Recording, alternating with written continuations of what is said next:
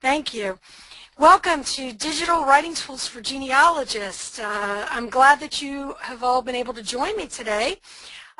Today's webinar is addressing a subject that I really like. Writing is my favorite part, actually, of genealogy, telling the stories. Of course, I love the thrill of the hunt, gathering the details and solving the brick wall problems, but I'm a writer at heart. My background is in writing, and I love family story. And when I started writing my family history over 20 years ago, there weren't too many digital tools available, and it became really a labor of love trying to get it published and to get it out there to share with my family and with others. And so now, thanks to our digital age, telling your family story just got a whole lot easier. And there are so many cloud-based note-taking and writing tools apps out there that you can access from the comfort of your home, from your netbook or iPad, and even your smartphone. And so this webinar, I'm going to give you just a basic overview of some of the tech tools that are out there and some writing apps that you can use to bring your family story to life. A couple of things I should mention: family tree software.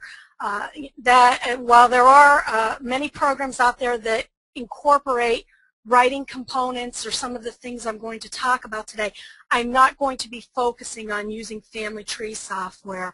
I'm not able to get into technical specifications of using the tools and programs that I will mention. We simply don't have the time for that. And there are some great webinars that Legacy has done on some of the subjects, like Dropbox and using building a research toolbox and using Google and so forth. So I'm not going to spend time on the technical aspects of it. Really, I'm just going to give you an overview of some of the new programs that are out there. As Jeff mentioned, there is a handout that you can get if you do purchase the CD, and that has tons of links, tons of programs and apps and information that I'm not able to cover fully in this webinar this afternoon. So to begin, I just want to talk about different methods for sharing family history. And it used to be that when you published your family history, you put together a coffee table book or a big 500-page family history, and it could take a long time to put together, and you'd have to make multiple copies, perhaps spend money to get it published. And family newsletters are another way to share information. Books, now we can self-publish our books. There's plenty of options out there if you're using something like Lulu or Blurb or CreateSpace or other self-publishing tools. Another popular way is blogs, and I was actually kind of surprised by the poll question with the 22% just saying that they used a blog to share their family history. Some people like to do online slideshows or CDs or DVDs, with videos using YouTube, websites. We're not going to cover too much of those aspects today, but I just wanted to put it in your mind that there are many ways to share your family story, and it's not just one way today. So before you begin, you should really think about what it is that you want to tell. So you want to know your audience, or you're going to write this just for your family, your children, your grandchildren, your descendants, or do you want to make it more public? Do you want it to be a book that other people can read and relate to? Do you have grand plans of selling that book? Do you want to do something like using social media or using a blog? You have to know who you're writing for. And you also have to do your homework, which is part of this webinar, knowing what's available. You really want to have a plan for what you're putting together.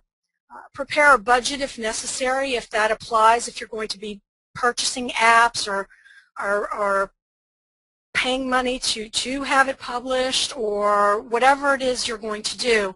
Also, you want to set some goals, and I'll talk a little bit about setting writing goals as we go along, and getting the word out, and not being afraid to ask for help. And help can come in many formats, from people willing to critique your writing, people to help you with the technical issues, going online and reading blogs to help you out, or watching tutorials, webinars, and so forth. So those are just a few things to think about as you're preparing your genealogy for publication or for sharing your family story.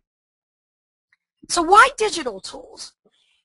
And somebody had written in and said they still use paper and pencil and pen, and that's fine, and I do that to a degree, but digital tools make the writing process a lot easier, I think. They allow you to perform a variety of tasks. They give you greater flexibility, so when you have to go back and revise or change or add something, having it digital is a lot easier than, of course, writing it all over again with by hand, or if anybody remembers using a typewriter.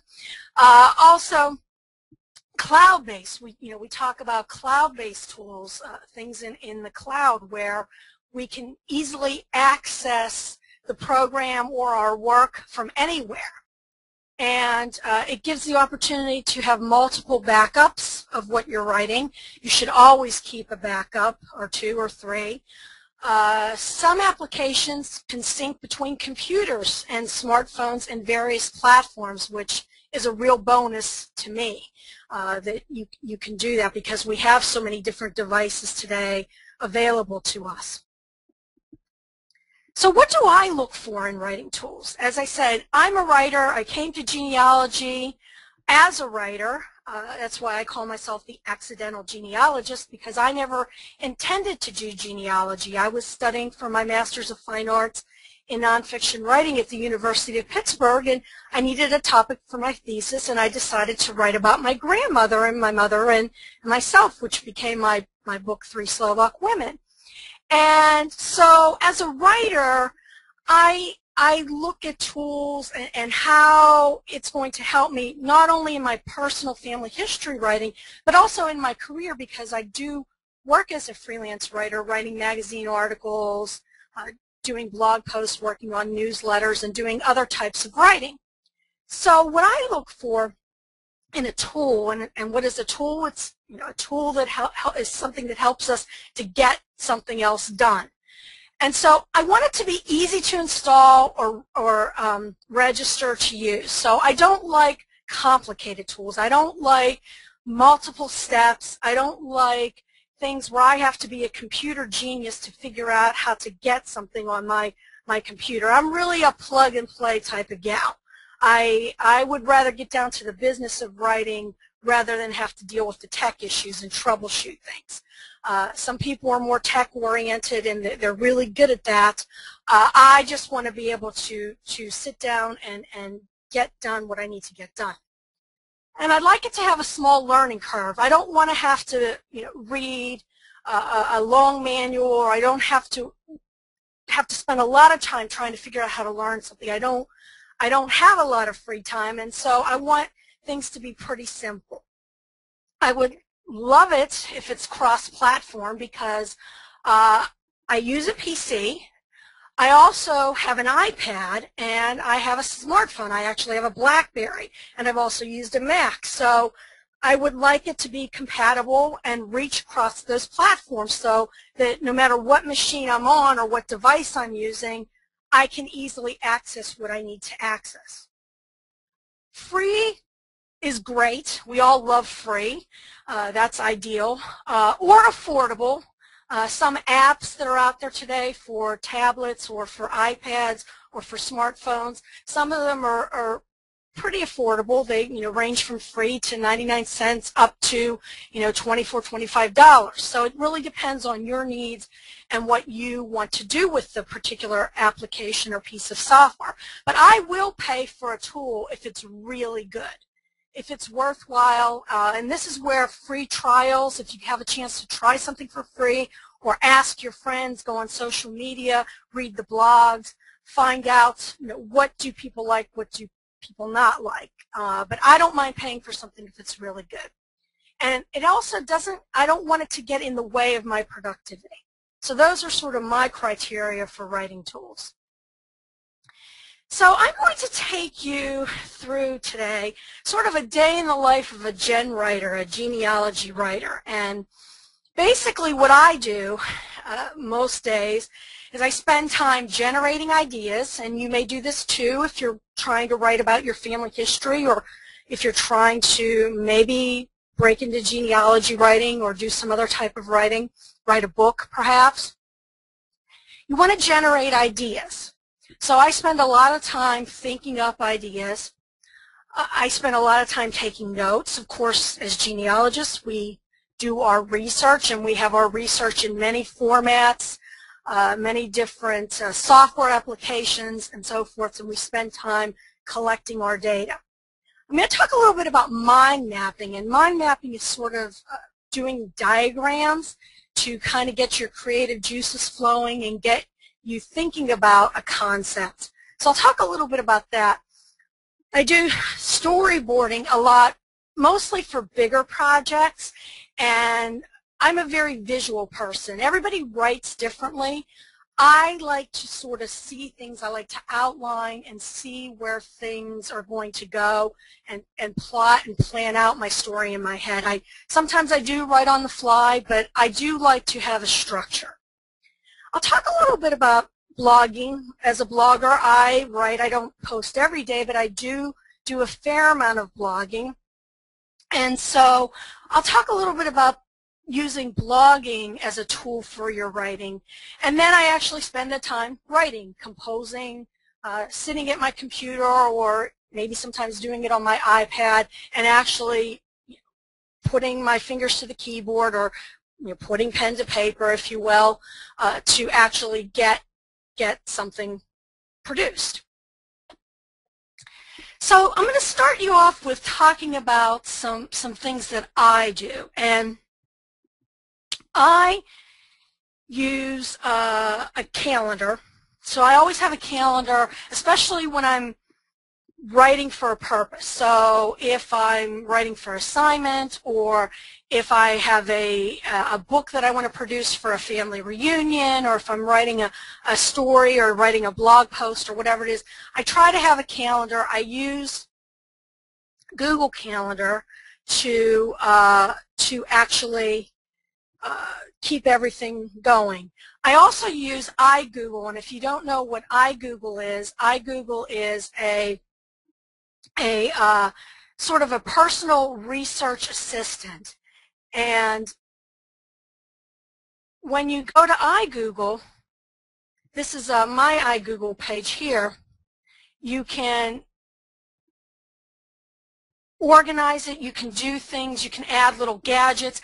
I have a to-do list. So when I get up in the morning, I'm checking my email, I check my social media accounts, I check my to-do list, and I tend to put things in weekly, or I add things on the fly. And this way, by using iGoogle, I can do this pretty easily. I can add things, and it all integrates with my Google account. So for March 30th to April 8th, I have a webinar, I have an article to finish, I have a news column to finish, I have a course to finish, I have presentations, I have a book chapter, I have a whole to-do list of what I need to do. And so I use iGoogle to actually go in and do what I need to do. So I also set deadlines. And I work best on a deadline. I like to know when something needs to be done and how much time I have to do it. And so I do that. I create checklists. I also make notes of ideas as they come to mind. And so this is, where using applications that can be stored in the cloud, or something that can be synced between computers. So I love Dropbox. Dropbox is my go-to application. I know there are others out there. There's SugarSync, and there's Mozy, and there's some other ones out there as well. My go-to app is Dropbox. I can use it on my iPad. I can use it through all my devices. And I actually actually paid for the extra space